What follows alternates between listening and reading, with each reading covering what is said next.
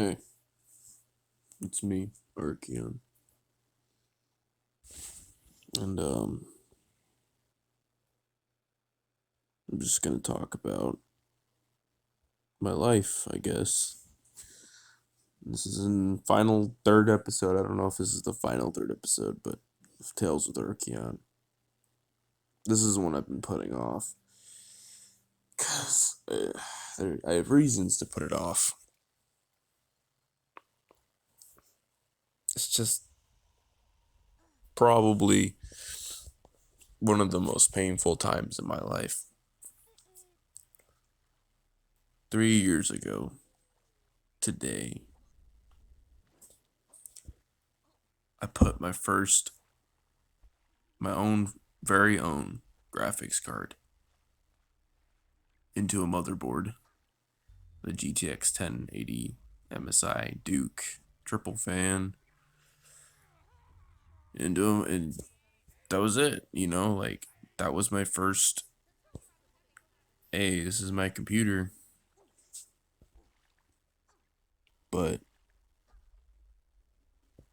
I don't know. During this time in my life, I really didn't have a sense of direction of who I was or why I was. I don't even know. I didn't have a really a good idea. I still don't. I still don't. But I'm getting a much better sense now. This is also around the last time I saw my last girlfriend alive before she died. And this was the last time I ever spoke with my family in person around this time. A few months after I built this PC.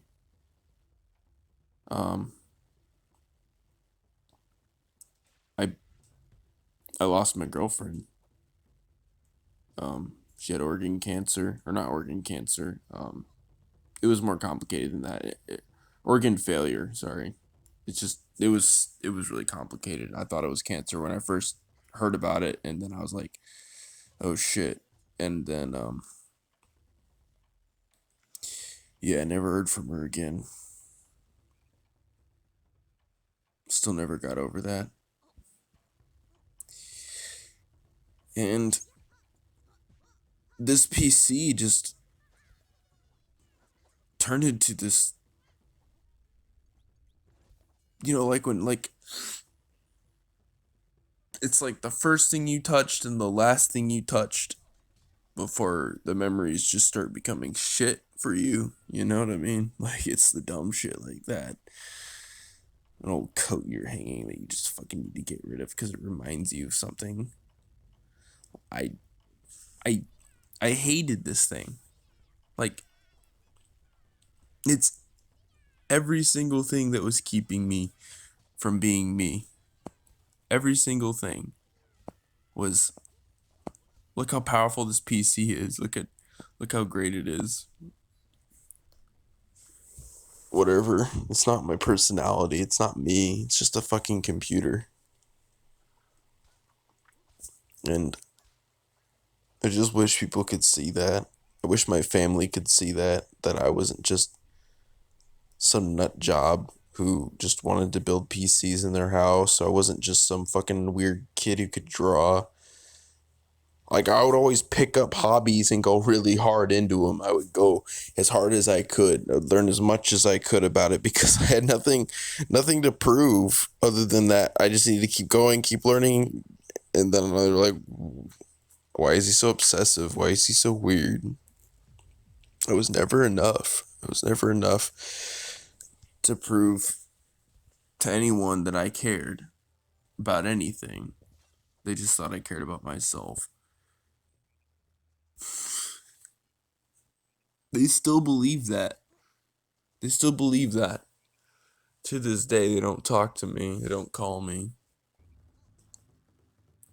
I've been disowned, quote unquote, and then got randomly called by my mom or messaged and called. I didn't pick up. That she just wants to reconnect with me. I don't even know if I can ever do that. I don't. I don't know if I could do that. I had to ask myself, am I ready? And I'm like, no. To talk to my mom after everything. I don't know if I can handle it. And like I want to be strong enough to handle it. To be able to go back and fix things. And I always wanted to fix things. That's where that came from. Why I even tried to fix PCs was me just trying to fix computers around the house for them. So that their computers weren't running like shit. It came from love. It came from me trying to show them I cared. My family just didn't care about anything I cared about. Ever. So, anytime I make friends or people come into my life, I always just have this back fucking process of like, I've had 20 years of this. 20 years of trying to figure out who I am, trying to figure out if anyone gives a shit about me at all. I don't know. I still don't know if I believe it. I have to believe it for me though, right? If I tell myself that I care about myself. But why why build a computer in the first place? Why did I do it? I felt so shitty. Like this was this was after I was able to come back.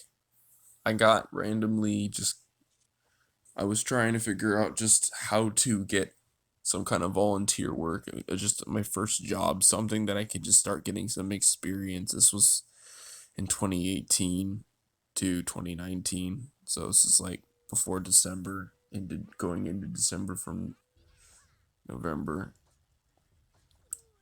It's like 3 to 4 months of me just trying to figure out what to do, and I got this volunteer job at least just being able to help out with PCs and learn about computers at Tech Warriors, which is now out of business. Um, yeah, I guess let's talk about that. This is the actual story of me working at Tech Warriors or volunteering and then fighting for my life. Um, yeah, my family decided I don't do enough. I don't have any money. So they they kicked me out because I didn't have a real job. It wasn't enough. Turns out they just wanted money. They didn't really care. So they saw me as a something they could just cut out when they needed to figure out what to do with money.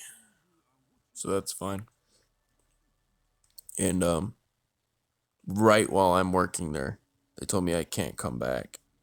I don't even remember what happened. I don't condone fighting. I'll tell you that right now. I don't condone hurting your family. I don't condone any of that. I don't remember what I said, but I know who I am, and I know that I don't support hurting your family for any reason other than like if you're hurting yourself also, like I don't know. If you're hurting yourself, just stop. Just try to work shit out. Just try to work shit out. I don't know. But I wasn't not trying to work shit out, and I don't know if I was saying the right shit. I don't know. But yeah, I had to figure out what to do. And I picked up the phone, called the police, like, what do I do? Where do I go? And they're like, just figure out a place to go. And my Chris coworker,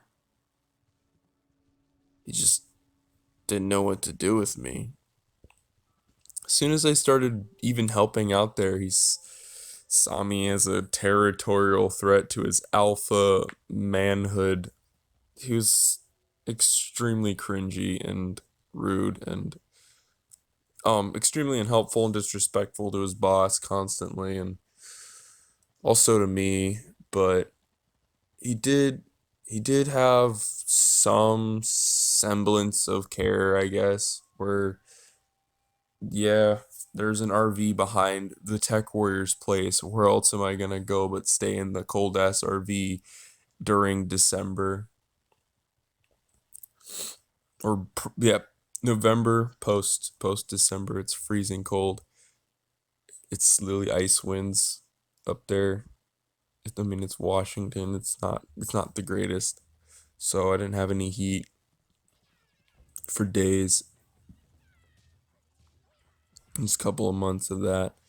I did have food stamps. I didn't realize I had so much on. I turns out I had like $900 of food stamps, and me being an insane human being, I spent it all because I just didn't give a shit about anything anymore.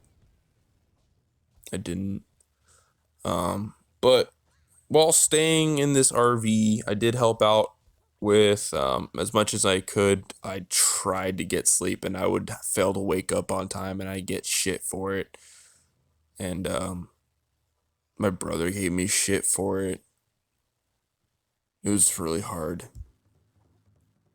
Honestly, think it was the most mentally taxing moment I think I've ever been through. I was still going through counseling. I still had my counselors visiting me, trying to keep me motivated, even though like they usually come and see me at my normal home, but they couldn't. So I could just walk from. It was really close by at this point. I could just walk from where I was to my counseling, but I don't remember where I was. I was helping out. I was helped out because I'm an artist, right? So I showed them that I can draw, and I said, "Hey, I can make some ads. Hey, I can do this." I just gave them every reason to want to keep me around, basically. And I can do computers and I can do art. Cool. This now you're hearing my Batman origin story. What's my Joker slash Batman origin story, right? Fuck. Like I'm making ads for them, making pictures and shit for their little website that nobody gives a shit about because it's literal shit. And then they told after a while they totally ripped me off. They totally didn't pay me for anything. I mean, I'm okay with that. Like I was able to not be in the cold entirely. I could run the heater. There was a microwave. I cleaned the bathrooms and shit too, because like nobody did anything. So I'd clean for them. I'd make sure they're open at least on time most of the time. I didn't steal anything. Um, I don't know why I'm saying that. I don't even know if I should say that. Stupid. Okay. I did steal stuff, but like it was garbage. It was already in the garbage. Like they were gonna get rid of it to like the guy who repurposes electronics. So I was like, it's literally garbage. So I gave some old lithium batteries to a guy who uses batteries for experiments. Because why not? He gave me a ride, so I was like, eh. And then like a 200, no, it was like a 1 gigabyte of laptop RAM that like nobody gave a shit about because I needed it for like a laptop that I was fixing, and then like I just took it later. I don't know why. Turns out I didn't need that stick of RAM. I don't even know why I still have it. Like it wasn't as much of like an intentional thing as much as it just like happened to be in my stuff because I was given an entire office workspace next to guess who? Chris. Yay. next to his sweaty ass, fucking breathing down my neck, giving me literally creep vibes. He's creepy. He acts like he was doing like some weird shit on VR chat, um, acting like a little chibi sex doll. It was weird. He was basically becoming a lolly, and he was into like being really. He was basically just a fat, sweaty guy pretending to be a lolly. I can't really beat around that. That's basically what he was. Just a huge turd. I don't know. Had a huge masculinity complex because he was. I don't know. A, not.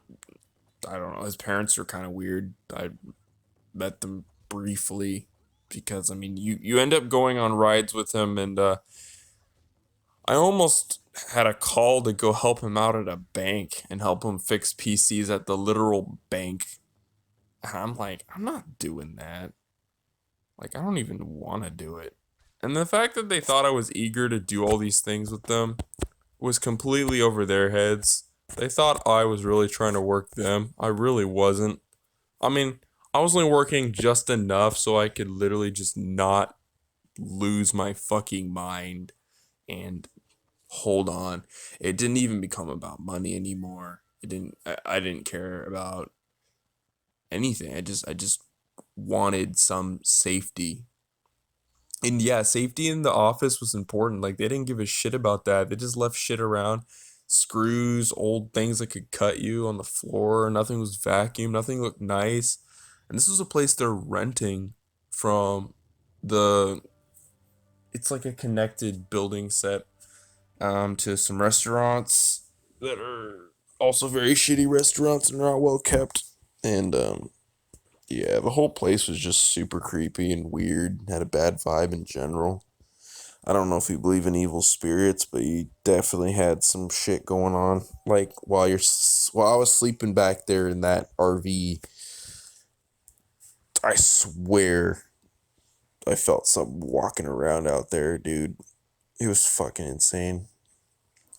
And like as you walk back, you feel like something's following you and shit. But like I had to get groceries, only time I got groceries was with guess who? Chris's cousin. So she was supposed to be her new secretary or whatever the fuck. And I ended up doing her job because she didn't know how to do anything, or she didn't even understand PCs. Um, I got really pissed at her because I tried to explain to her how a computer works and why you should like take care of it and probably not like I don't remember exactly what it was, but I know she was like getting like on me about how stupid I was for explaining computers, like basic tutorial, like I don't know. I don't remember. I think I was just tired and I was being a dick.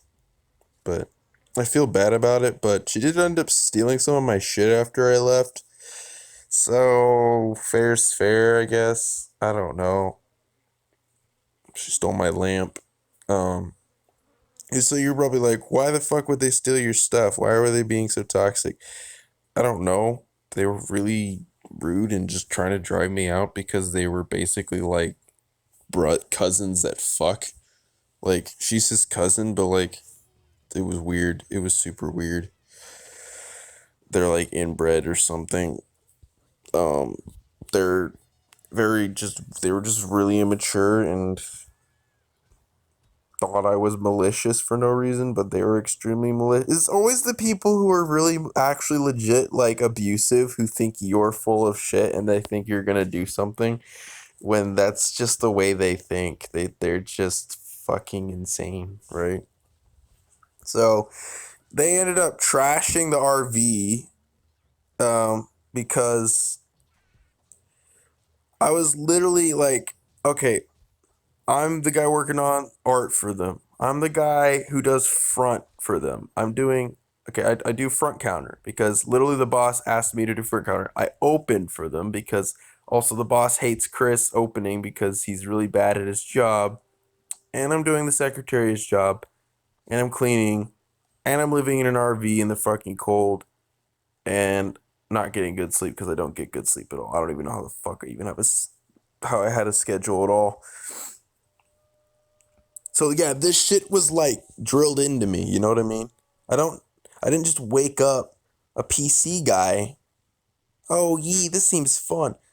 I took years before this just working on PCs out of the time I had and the care in my heart for whoever needed it. And yeah, then I thought, hey, I could try this out, doing this stuff, show them what I know, and I ended up knowing actually more than the guy working there, which is crazy. I didn't realize I knew that much. I just thought, hey, I might be good at this, but for the amount of work I did more than enough. But it didn't. It had to do with commissions and all that stuff. I wanted to also help just make the place more inviting because they had an issue with customers not wanting to come in, and I said, hey, let's try doing some design work, like putting up some cool pictures, like Ryzen, Intel, just some generic logos people might like to see. Displaying our graphics cards better, just reworking our display, making the walls a bit nicer, you know? Then I tried to communicate as clearly as possible and be extremely respectful. And there was just a point where, like, the boss would just, he would try to corner you, like, legit, like, mentally corner you and push you and make you feel, like, inferior. He was like, I have to be a toxic boss. Like, but he was just really bad at his job, too. He was really bad at being a boss and really bad at just doing tech. Like, this isn't how you treat people. You know what I mean? So, I don't know. And then Chris would make up stories when I wasn't around that I would he would legitimately, like a psychopath, break something, smash something on the wall like a baby, and then tell our boss that I did it. And then he would make up this big old story that I just threw a tantrum and I just yelled this and this and this at him, and then be over in the corner snickering at me, I guess, right? While the boss is like legit pissed and doesn't know what's going on, like a grumpy dad doing, don't tell me, turn this car around or I'll beat both of you. And I'm in the middle of it going, this is absolutely fucking insane. I'm going to lose my life here. Like, this is going to go downhill fast. I need to get the fuck out of here now. I need to go. I can't go back home. And if I do, it's temporary. I gotta get the fuck out of that place too, because like that. I have a whole 20 years of shit I could tell you why I would never ever recommend going back, and why I couldn't go back. But I'm just gonna say I couldn't go back, and that's it. So my counselors were just trying their apps. They were the saviors. I can't believe the lengths they went for me were, I will say, um, outside of their quote unquote jurisdiction, just so they could be able to help me accomplish my goals to get an actual job. They I don't even know. I can't even describe just how much they cared, and it had nothing to do with counseling at that point. I can tell you that. And they found me an open interview for McDonald's. Like, they were just building the new McDonald's, and I could hear every day my boss and Chris to looking out their little window, going, "Look at they're building their McDonald's. We're gonna lose business." Like that, like a couple of fucking chum bucket employees, right? So it was so fucking hilarious. I'm like, it's just McDonald's. Big fucking deal. Just be better at your job. Maybe people will come by more. Make the place nicer. I was the one person who would be super friendly. And then Chris would get on me for not doing my job right. And I'm like, they're just scared of you, man. Like, you're legit, like Like as soon as you tell him the same shit his boss has been telling him, you realize that he just treated his boss as like a filtered dad. Like, stop telling me how crappy I am, whatever. You don't know anything. And then someone else outside of it tells you, like, and it still doesn't click. You still are thick headed enough to really think that you're not scaring people. I think there's something wrong with you, man. You know what I mean? Something very wrong with you in the head. But you can't convince people like that. Like I said, these inbreds, you can't convince them. They're too. I don't even know. It's whatever. But I try to treat everyone as a human being. You know what I mean? Like, give them some decency.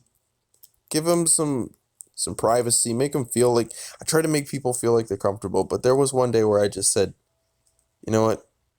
PCs are meaningless. Like, I just said it. And my boss was like, why do you leave? What the fuck? Like, he just was like confused what I meant. And I think he knew I was just done. Like, come on.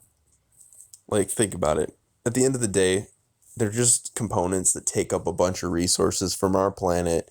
And all you do is play video games, or you're actually doing real work on it, which 90% of the time, people who do real work on a PC don't associate in places like this. I'm just saying. Because we were literally just like cheating old people and gamers who thought they were getting a deal and they weren't. And that is a driving passion of mine, coming out of a place like that and learning that I could help people. Like all of a sudden, when I did the research, I came at it at the goal to fight people like this. I was inside a place that uses people, and that's what a lot of tech repair places do. They tell you you need to get this upgrade, you need to get this, and then they know everything. They do know a lot, but they're not gonna go learn the shit to help you. They're just gonna learn the shit to get the money. And I don't care for that. I don't. So yeah, but going back to my counselors and getting that open interview from McDonald's and them getting all like, meh, that was pretty funny. And yeah, I went in for the interview and I just gave him my resume and I told him what I was currently doing and that I wasn't able to, you know what I mean? Like I don't have a place to live. I'm working at this place. They don't pay me. I'm doing this and this and this and this and this. And the lady was like, bro, I'm hiring you. This is fucking insane. And I was like, yeah, I know. Like, I didn't even give a shit. Like, I just knew, like, if I don't tell them what's going on, like, I don't tell them, like, why I need this job, um, it's just gonna get worse for me. Like, I need that job so that my family doesn't hate me for not having money. And guess what? After I got the interview, I went back, said I got the job. They were like, wait, what? Oh, that's great. But like, I don't think they knew what to do because they knew they were a sinking ship, but they weren't a sinking ship that was unwilling to change, unwilling to learn and change with how things really are, how people really are, or anything like that. They were just completely up their own ass, and it sucked. But yeah, while I was still working there, they were just I don't know. Chris decided to push me. He decided to like, oh, can you do this? Can you do this? Can you do this?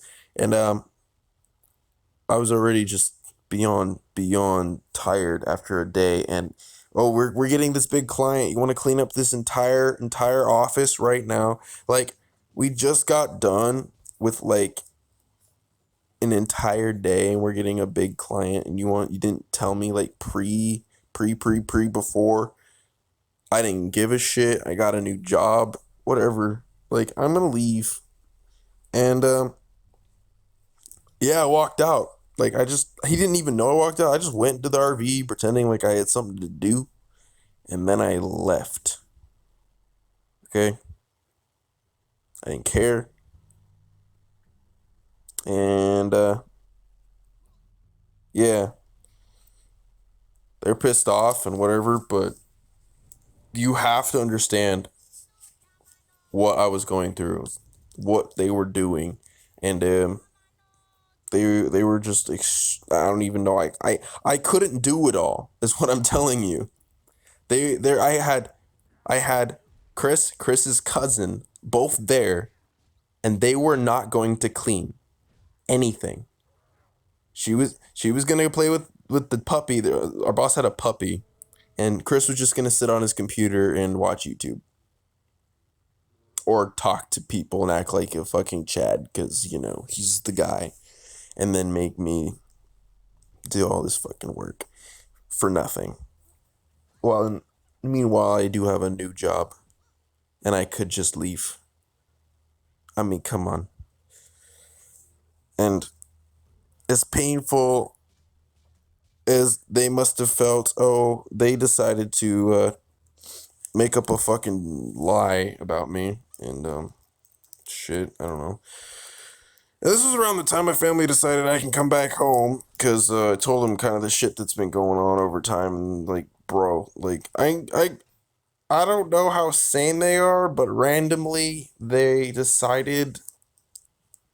I can't say how sane my parents are.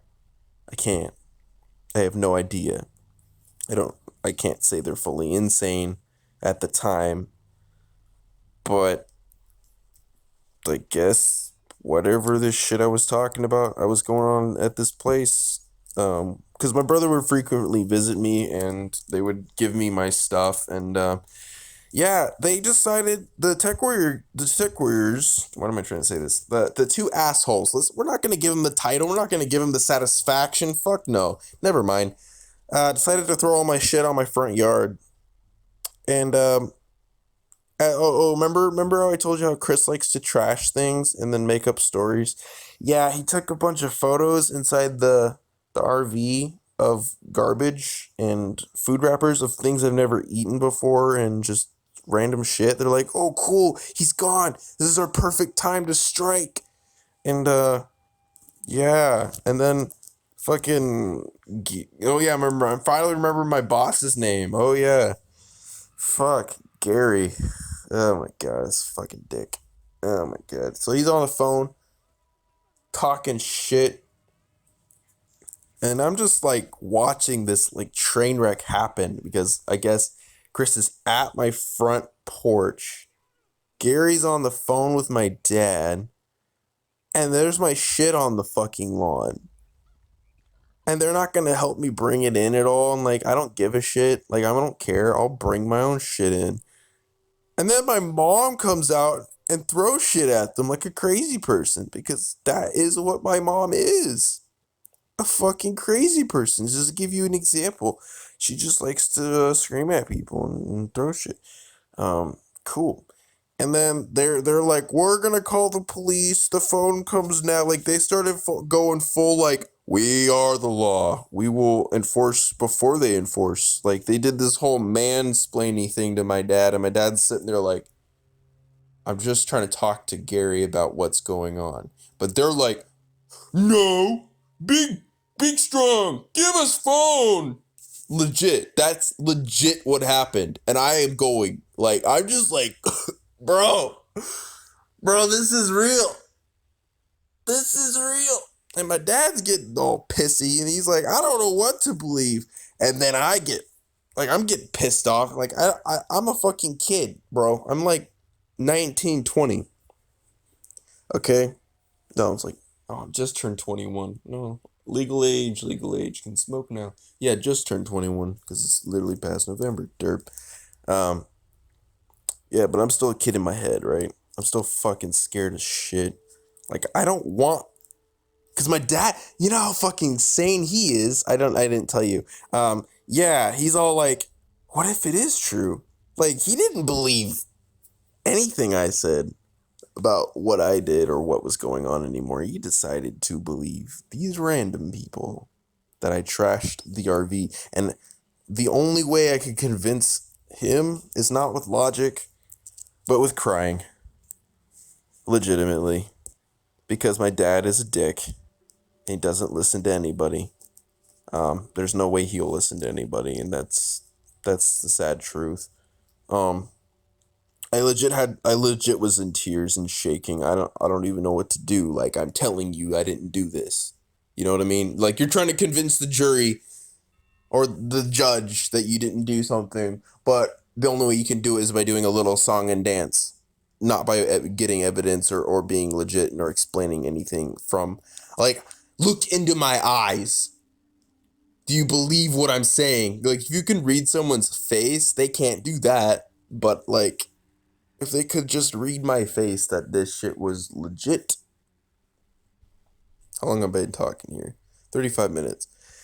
Everything that I've been through. I mean, all just looking at these pictures. I'm looking at pictures of my PC is just bringing it all back. It's all coming back. I could just look at pictures and there's 1,000 words written on each fucking picture on my phone. That Google's like, hey, you want to look at your memories?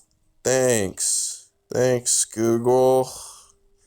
I want to get drunk right now and throw up, which is what I did at the time.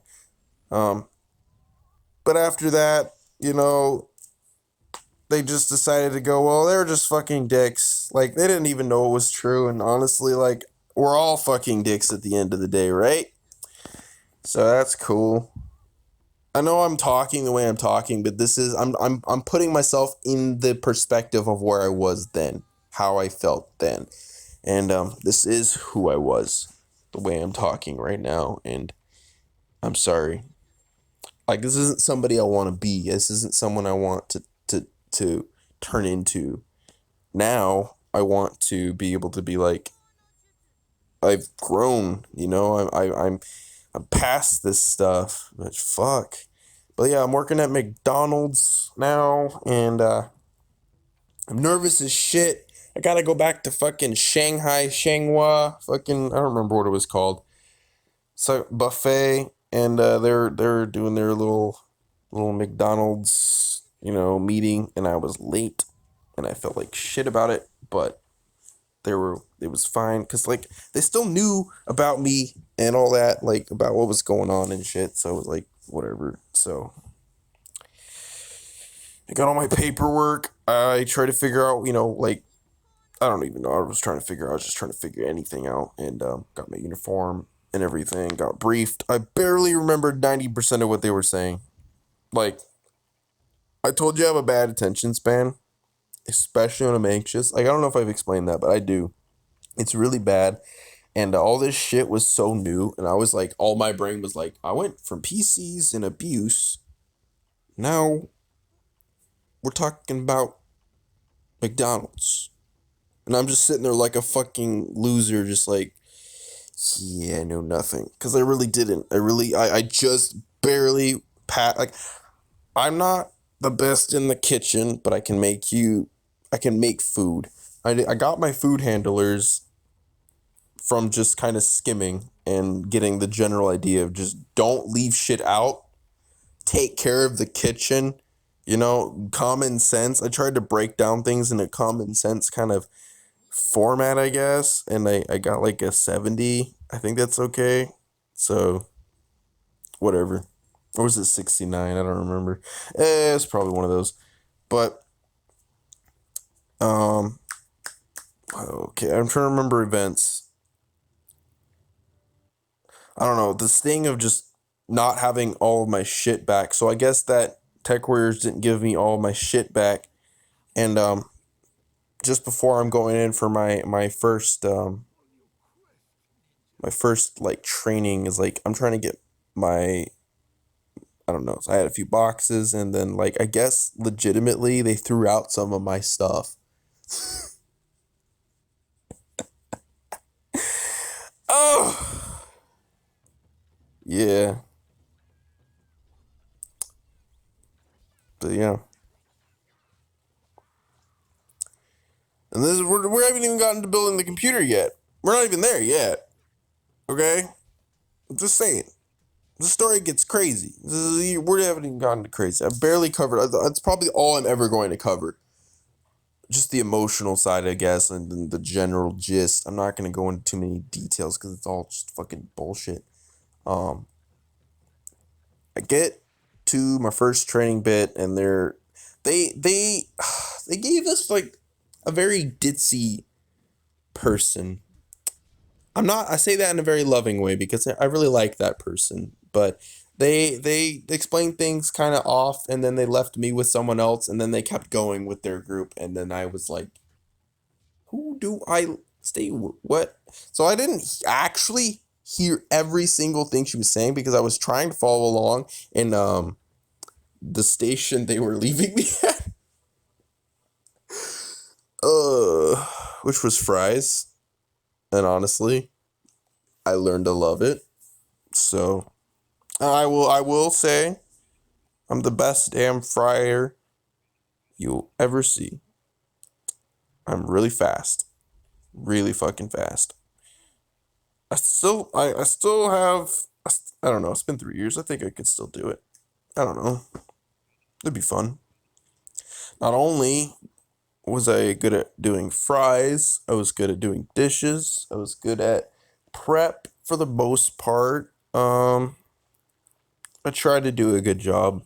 I tried, but that's a whole nother story. But we're just gonna talk about it a little bit of it. McDonald's, and I think Tales with Arkian will go further into McDonald's land. I guess McDickles. Oh God, there's a reason I left that job too. Like, fuck. There's a reason for everything in my fucking life. I think the best way to accept yourself and accept your pain and your past and everything you've been through is to say, if you walked through everything I've been through step by step, you would understand. You would see things the way I see things. And that is very true in this regard to these events. Like, a lot of it was just like down to the wire. Like, I have to make a good choice. I have to do the right thing. I have to be responsible here and take and be safe and take care of myself, not be risking like being in like legitimate danger. Um Again, story for another time. But this is where I met Sam.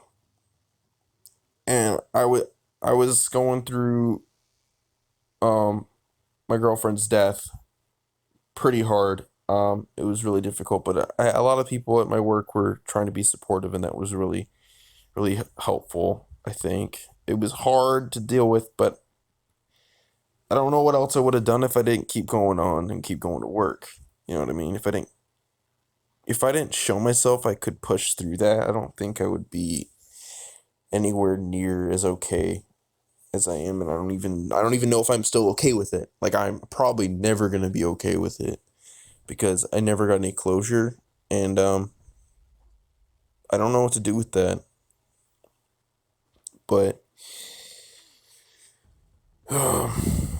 but that's when Sam came into my life, and Sam just was the person who was around and said, "Hey, I can drive you home if you want. You don't have to, have these other losers drive you home." But like, I didn't know anything. I just know that Sam was like, "Hey, hi," like that. Just someone I work with.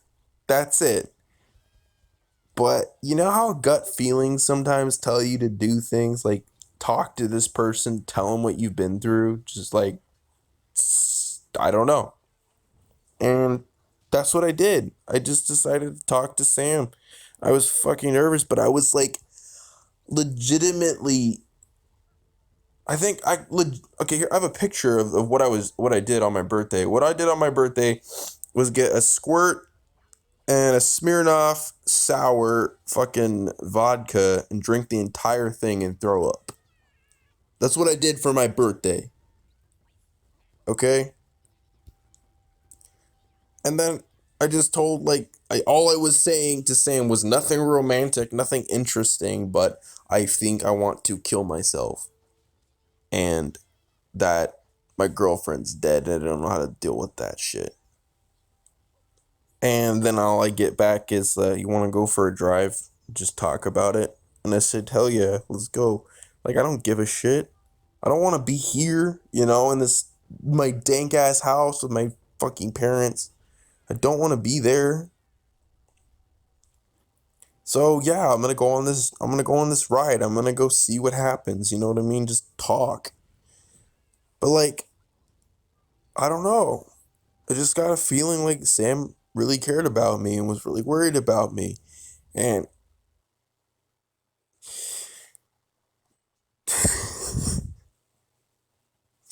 like I knew deep down is like the feeling of like someone cares about me, you know?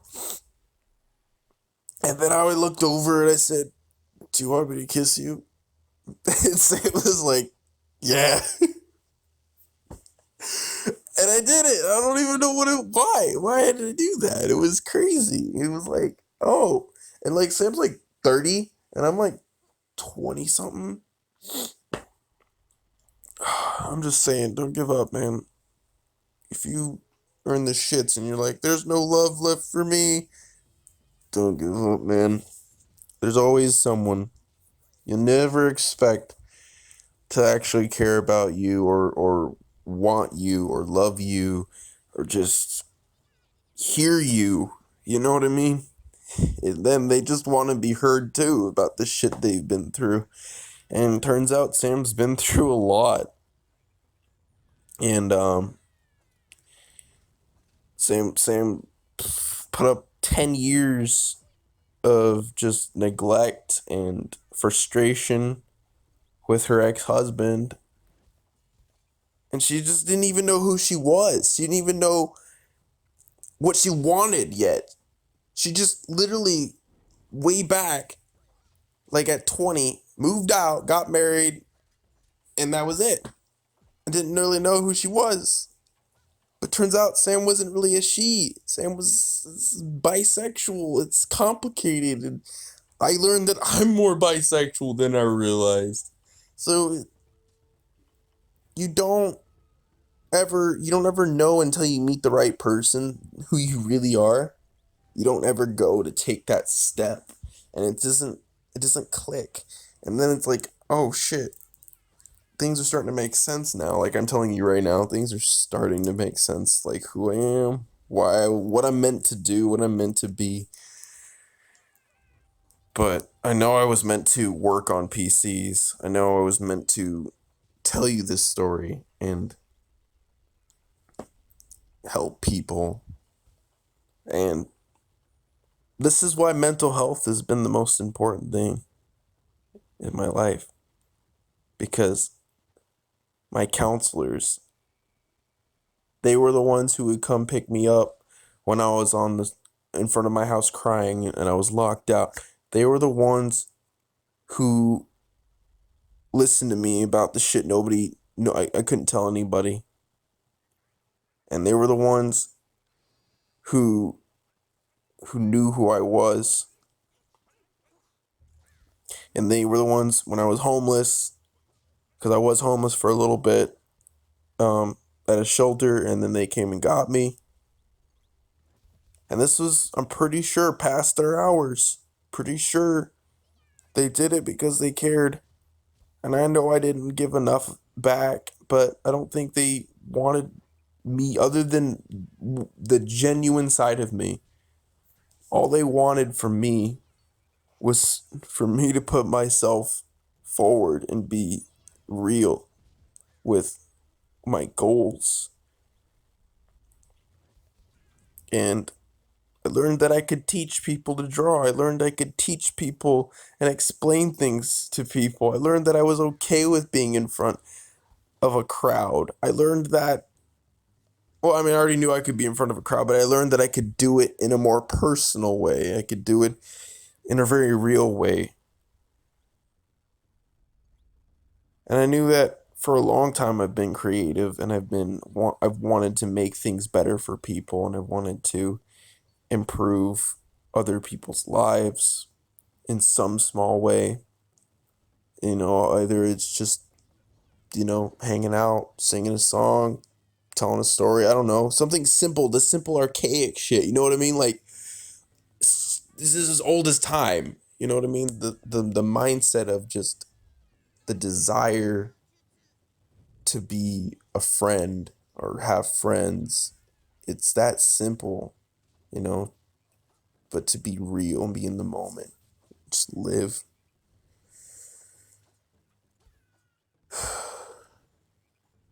I'm glad I took that ride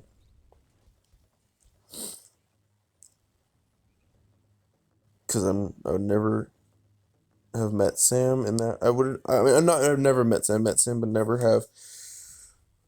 I don't know what would happen, but I know that I told Sam everything that was going on. Sam already kind of knew that I was having issues. Even at McDonald's, my parents were threatening to kick me out if I didn't start, shaping up. Like, I didn't know how to shape up any more than I was shaping up. That was the crazy part. It's like, I can't. I don't know what to do anymore.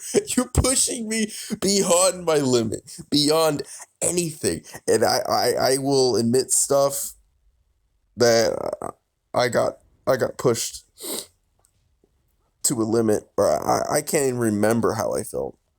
I don't even remember some of the shit they said. I just have to block those memories because I know if I go into those memories, like I know I would have. I don't know how I got through it. I don't, but I know that they made me feel like shit, and I know that they made me want to hurt myself just so I could make everyone's life better. And I didn't want that anymore. I didn't want to feel that way anymore. And then Sam came and found me, and I told Sam what was going on, and we got my shit out of there, and then we figured it out.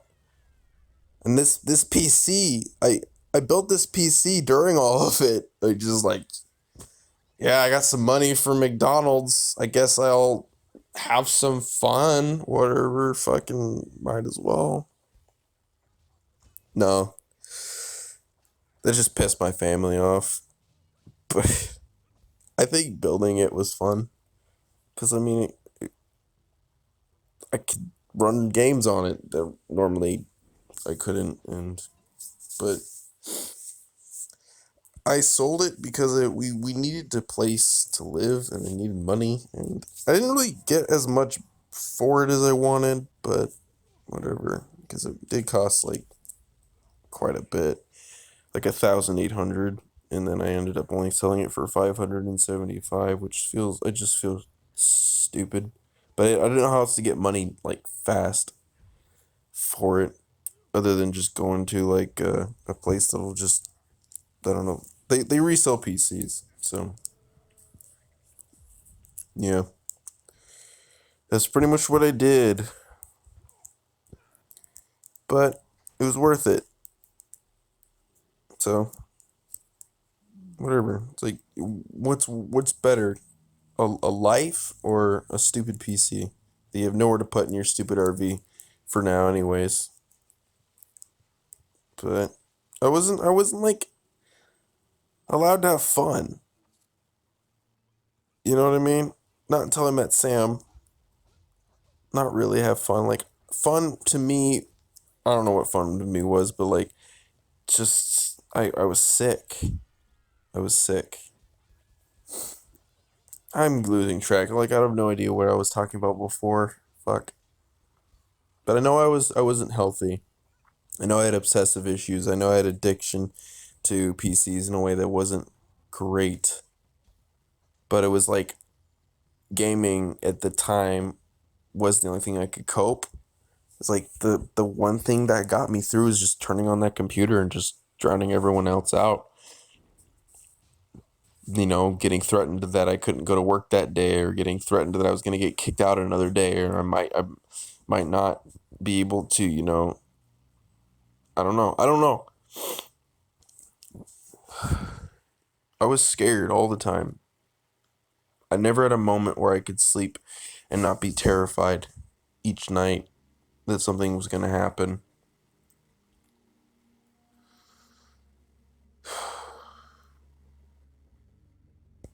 So yeah, that's the story. And it's not something you can forget, even though you want to. You try to suppress it, and then the feelings turn into just just fucked up feelings. And I don't want to feel that way anymore. And thank you for listening. And I hope this helped anyone who's been through abuse or been through, you know, just life-threatening situations, or, you know, where you had to do whatever you had to do to make it at all. And it was worth it. You know, what I've been through was worth it. And like, now I gotta remind myself when I struggle now with things that it's worth it. That it's not as bad as what that was. If I could handle that, I can definitely handle things that seem a little bit more challenging, or a little less. I don't know what I'm trying to say. They seem challenging. I know I can. I know I'm strong enough. That being said, I'm Arkian. I'll see you later. Bye.